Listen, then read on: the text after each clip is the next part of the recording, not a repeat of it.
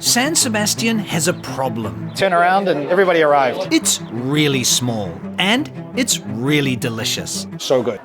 Oh, delicious taco. This city has more Michelin stars per capita than anywhere in the world.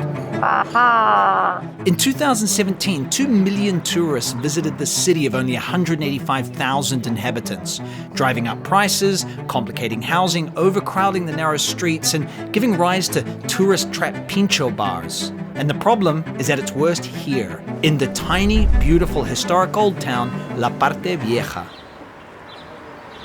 People fly here from across the globe to eat some of the most delicious food in Spain. Strike that, the most delicious food in the world. I have dreamed of this moment. It is so good. How are you? Good to see you. Very good. Long time no see. I know, it's been a while. So, Osane, how long have you lived in San Sebastian? 9 years now. 9 years. And what industry do you work in? Hospitality and tourism. I want to get some insight, some help from you as a local and a tourism professional of if there's a way that we can explore and eat in this part of the city without making life absolute hell for the locals. We will do so respectfully. Respectfully. Venga, let's go.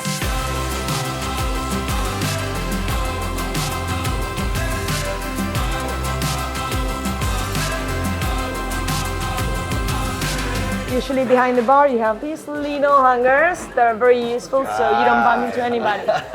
I see a huge selection of pinchos on the bar. Is there anything you would recommend from the bar? We have the white fin tuna or albacore, then the salt cured anchovy, our manzanilla olives without the peat, and a little vinaigrette on top. It's super refreshing, perfect for summertime. Your eyes just go to the pinchos on the bar. You've got to keep in mind that these are just the cold ones, that there's, so often we're actually ordering from the kitchen and we can see that there's pinchos here. These are the ones that are cooked in the moment. Get a few of these, get a gilda, get a few things, but don't just buffet style all this stuff. This looks like calamari, but it's white asparagus, my old enemy, my old friend.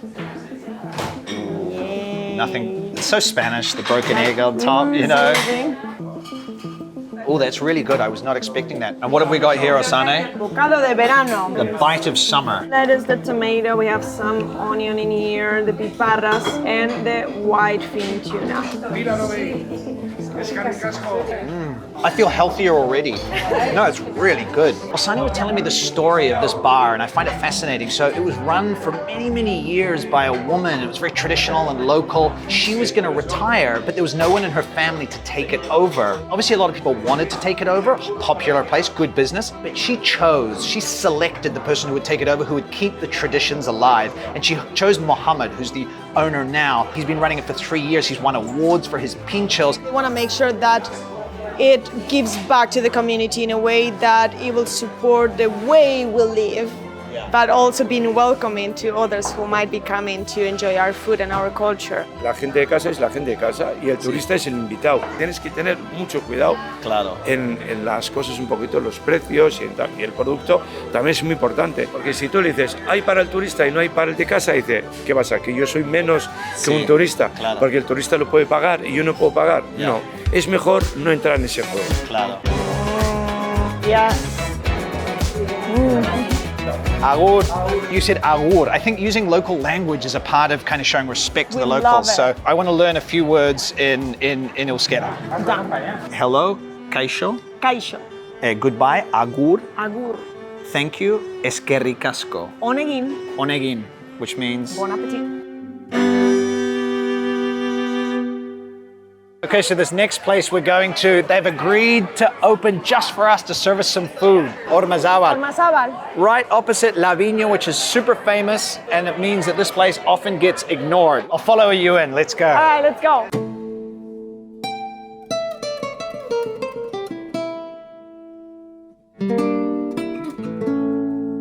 So while there's so much kind of chaos outside, we've come into this place run by Arantxa. It's been in her family since the 50s. What she said, and she doesn't want to be on camera, is there's kind of two types of bars that are developed in San Sebastian. There's the places that are really focused on tourists. Those places have more frozen food because they have to almost like industrialize their food production. But she said there's other places that have really kept the traditions alive. The places that we're going to today, some of them are old and some of them are new, but they're places that are done with pride and love. She also didn't generalize about tourists. She said there are tourists who come to her bar, but they come in small groups. They come with respect. They are searching for the flavor. They're searching for the tradition. They're searching for the culture, the local culture. I'm gonna read it in Basque first. Hizkuntza bat ez da galtzen ez dakitenek ikasten ez dutelako. Dakitenek hitz egiten ez dutelako baizik.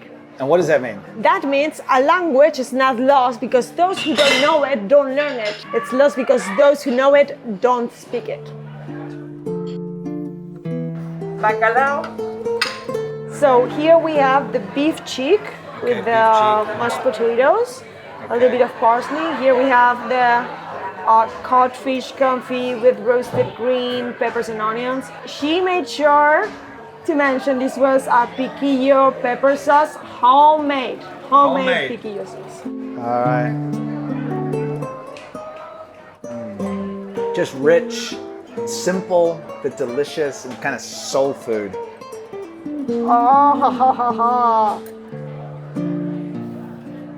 Arantxa's home cooking confit codfish with piquillo pepper. Done with love, home cooking. This is like what your Basque grandmother is cooking. I swear this tastes like my grandmother's. But this has happened to me in a while, you know? Oh my gosh. She passed away January. Your grandmother. Yeah. And she would make food out of anything. Like, she was a master of leftovers, I swear. And she always had like such bad wine. The worst wine she could get. That's also traditional. Yeah, she would eat with the worst wine. And so I was like, no, have some wine for lunch. I'm like, Grandma, I don't want that wine. I'm sorry. You're great at everything else. I'm not having that wine. Yeah, oh my gosh. So many memories, James. With that tiny bite. Like, I'm so thankful that these places still exist. And let's just come here and do them justice and visit in a respectful and an understanding way so they can keep on surviving, you know, and we can keep on eating these things that provoke these emotions. Eskerrik asko, Arantxa. Agur. Oh, I fell in love. What a woman, huh? Even though you guys didn't get to see any of her, I hope I was able to capture some of that because it was pretty important, I think. She's a true Basque woman. Yeah, right? What does that mean? She's tough but loving. Tough but loving. Like me. I'm a true Basque woman.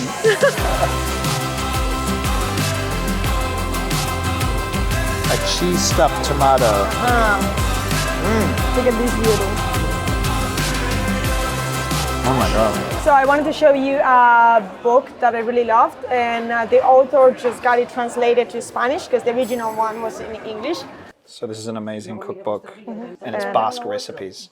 Yes, it's all about Basque cuisine and culture. Okay. She's already local, you know. For us, it's not a matter of if you were born here, but if you are part of our crowd, so to say. If you understand, you respect, right? You said it's about respect.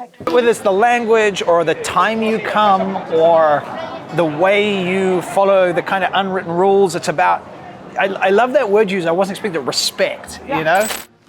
Okay, so we're going to take a break for a second because I want to thank the sponsor for this video. Longtime viewers of this channel will know that I've spoken about Skillshare before. It's an online community with thousands of classes for people who want to learn new skills or explore their creativity. And so I took this class by a great YouTuber called Nathaniel Drew called Creativity Unleashed. And it's about how you can kind of get creatively unstuck if you're looking to start a creative project or, you know, in my case, evolve the creative project that you're already doing. And he suggested that you look at everything in your work as a form of experiment, and as a perfectionist myself, that really freed me, the idea that I can experiment with these videos. So here I am making a video that's not just about eating in San Sebastian, but is also about the challenges of over-tourism, and hopefully it doesn't suck. If you have a specific skill that you want to learn, Skillshare is a fantastic place to start. There's everything from creative topics like music and photography and film and video to business topics. The first 1,000 people to click the link in the description below will get a 1-month free trial of Skillshare. So happy learning, and let's keep eating. So, my God, a line to go in before it opens. Okay, Ssua, why are we here? What's this place about? Mix between the roots, So traditional cooking with a modern twist. Yeah, Ssua means fire in Basque, but this one is with 2 S for San Sebastian.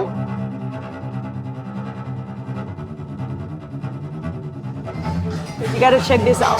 Ooh. That's it. There you go. Shit. Oh my God, it's so tender. Oh my God. Ooh, and there's some heat. Oh, that's a delicious taco. It's really busy now in the streets. You can really feel it. So what would it be like walking around here in low season? It would feel like more airy.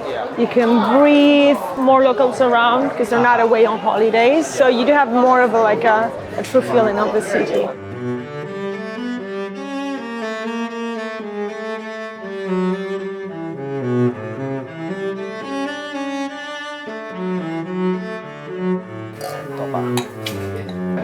What is this? This is salpicón de bogavante. Okay, so it's like a bogavante salad. So how do I eat this? How do you recommend? You open your mouth wide and all That's in one right. take. Yeah.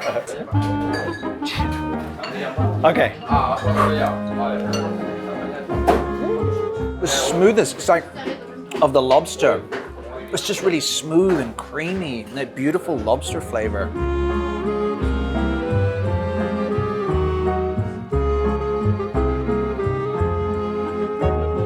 Osane, this is like beautiful, this dish. This ajo, I mean, I love ajo blanco, the ground almonds, but with the scallop in there. It's like 2 things that I love. And there's like seaweed in there. Exactly, it's wakame. Seaweed, and there's also some roasted almonds. Wow. San Sebastian, and particularly this old town, is kind of like a test kitchen for young chefs and for great dishes. The demand that comes from tourism is part of driving a lot of this innovation because there's just so many people eating constantly and so much sort of friendly competition between the chefs. Have a little bit of the coral and a little bit of the scallop. Oh, I'm about to drop some. Got to move fast, pressure's on. Oh, that is so good. Like, it's delicate. The ajo blanco is a little bit warm and So velvety. it is. It's velvety, exactly, which is exactly what ajo blanco and scallops are together with the nuts, a little bit of crunch from the nuts. In 2019, the Michelin star chefs of the region got together and created a list of the 99 best pinchos here in the city. There's this energy around the idea of having the best. Everyone's kind of competing for it. And this place, Casa Urola, has 3 of them. It's one of the only places that has actually 3 of the 99, including this delicious ajo blanco and scallop dish. And if you're curious, there's an app called Pinchos. I'll link to it below, where you can actually see the 99 pinchos listed and where to get them. So it'll help you on your pincho route planning. I would. You turn around and everybody arrived. I've just been using your videos with the wrap we're going to do. Oh, thank you. And it's been a massive help. Thank you. This place used to be a place of gathering for men that wanted to watch sports on the TV while they were having some pinchos. It slowly turned into one of the best places where you can have pinchos in town, and we're here for it. Squid with a parsley sauce, grilled. Oh my God. It's tender. It's perfect amount of salt. The parsley sauce, so good. So Osane, do locals come to this bar, for example? Like, do locals come here? They do, they come. Yeah. It's a wonderful mix of locals and visitors. And how can we coexist with the locals without being, it's not like these are built for tourists. Usually these places function properly because there's a rotation. So if you see like someone's about to finish the drink, just like stay nearby to grab that spot. Okay. But once you're finished, make sure to leave everyone else some room to enjoy the delicacies of that place too. So we have slow cooked beef cheek, right? You don't even need this. The proof's in the pudding. Okay. Wow. Yeah, that is really, really good. So another good tip for being inside of the bar and being in the right environment, in the right scene with the locals is just try not to wear anything too bulky when you go in because it tends to be packed. So we don't want to be that one person knocking people down. That's what I'm doing Yeah. right now. Literally, I'm wearing a backpack with all my gear and I'm breaking Osane's rules already. This is the key about visiting a place. This is a local bar. Locals come here. It would be ridiculous to say, I'm not going to go there, right? Exactly. These people are passionate. They're to support them, but we got to go there mindfully, right? Exactly. You have to be aware of your surroundings. ¿Qué piensas de la atención ¿Qué hay entre el turismo y el bienestar de los donostiarras? Pues vaya pregunta. Nada, pues es, a ver, yo a veces entiendo que puede llegar a ser normal el que se sientan incomodados. Sí. Pero es como digo yo siempre, también todos los donostiarras nos vamos de vacaciones y joder, invadimos el territorio de alguien donde vamos. O sea. Yeah. I know who you are. All right, cheese. Nice to meet you. Kapadokia. It's new. It opened like right before the lockdown, and there's 3 owners. All of them are young and from the Basque country. They're local. They've been working for years in the industry. Hola, encantado, Kaixo. Okay, so no pinchos in the bar is the kind of the deal here. I mean, everything comes from the kitchen, right? Everything fresh out of the kitchen. Here I think we should have the oxtail sandwich and the chippigettis, which is a little playful dish made up with a squid that looks like spaghetti. Ui. Oh, it's soft, it's tender. Wow. You could only bite the camera. I don't often order bultail stew as like a dish because it's just too much, it's too rich. And so what I love about this is you can get this like bite of it, these like 3 bites of it, you get all the intensity and the richness, and then you're done. And I think that's important to also mention, yeah, there's a very famous cooking school here, the Basque Culinary Institute, and again, the international fame of San Sebastian, its food, and all the people that visit has led to people from all over the world coming to train here as well. This is like one of the most important gastronomic centers of the world. Food HQ. So this dish is squid tentacles as a spaghetti and a ragu made from squid. It looks like a bolognese, but the whole dish is squid. Going in. Oh, wow. It's bolognese sauce with squid. It's not super squiddy. But do you think there's too many tourists in San Sebastian? I mean, San Sebastian is too small, gets too crowded. We love tourist people. Yeah. Not everyone, but like everywhere, I think so. I tell you to avoid sangria in Spain, but Charlie here is making his own sangria, which I think you should try this one. Sugar. Gin. This is rum, yeah? Pacharan. Ooh. Lemon juice and orange juice. I think I have a good sangria recipe, but I think you might have beat me. Thank you, Charlie. Sangria Charlie. Ooh. You know how that's good? Because you don't realize how dangerous it is. Sangria Charlie. Okay, we have 15 minutes before that hits. Oh my God, if I had drunk all of that, that would be a wonderful day and a terrible afternoon. Terrible night. Terrible night. Okay, so this place, 3 generations of family have run it. And what are they famous for? They're famous for their anchovies and have their own system of curing and preserving them. That's been in the family for 180 years. 180 years? Yes. You grab it by the toothpick and careful because if you twist it, the anchovy will fall off and it will break. So anchovy, piparra, those peppers we saw, and olive. Okay. So many things happening in your brain and mouth at the same time. I want to weep with joy and also because it's so sour. Like I have tears. There they are. Chopped red and green pepper on the boqueron, and also one with, what kind of jam is it? Homemade blueberry jam. I feel like a lot of pressure on this pinch. Osane is like watching me, like, will he do it well? There's no wrong way. I will apologize again. There's more flavor than I thought it was going to be. Okay, I'm going for the blueberry jam one.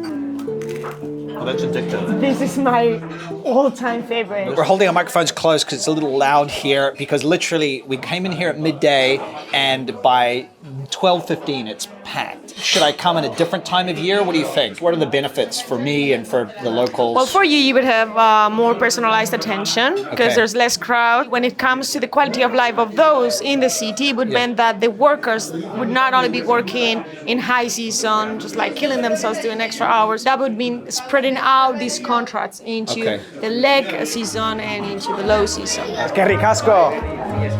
Agur! Next stop.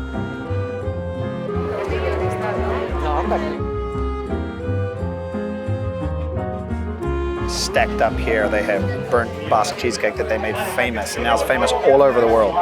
So the three textures, we've got creaminess, we've got the caramelizedness, the bouncy cakiness. Is this the most famous cheesecake in the world right now? I feel like somebody sent me on Instagram a message the other day and said, where can I get the burnt Basque cheesecake in Malaga? And I'm like, I don't know, but it's from La Viña and San Sebastian. There's a shop in Japan that serves this. In Turkey, in the UK, it's everywhere. And it's from here, it was invented here.